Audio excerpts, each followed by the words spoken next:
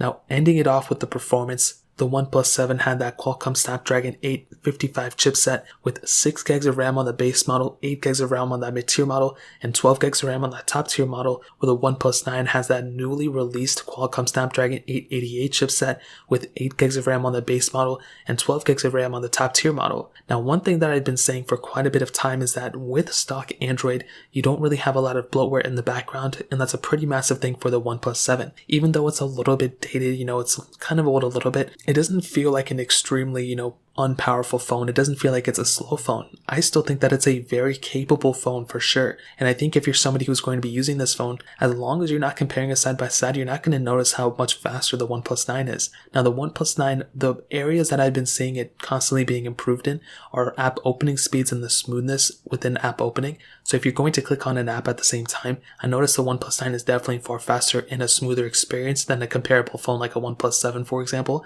But on top of that, the apps, once they're loaded, they are a little bit more choppier on phones like a OnePlus 7, a 7 Pro, compared to the OnePlus 9 and 9 Pro. So again, another minor thing. I don't think it's a deal breaker per se for anyone, but I would probably recommend getting a phone like a OnePlus 9 if you fit in those categories where you love smooth app opening speeds and you love, just having smooth apps in general. But the OnePlus 7 is still a pretty fast performing phone too. I, for one, probably would not upgrade from a OnePlus 7 to the OnePlus 9 just based off the performance. I feel like you're getting you're definitely getting better performance on the OnePlus 9, but I wouldn't necessarily go and upgrade to the OnePlus 9 because of the performance.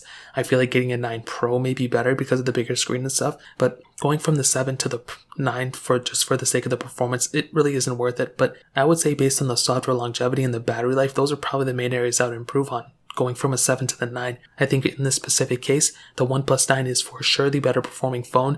It's going to be faster, you're getting more RAM from the base models, and also with that 888 chipset, it's going to be set. You're getting a long-lasting phone from this thing, and the performance is pretty much only going to be getting better with the next couple software updates coming out.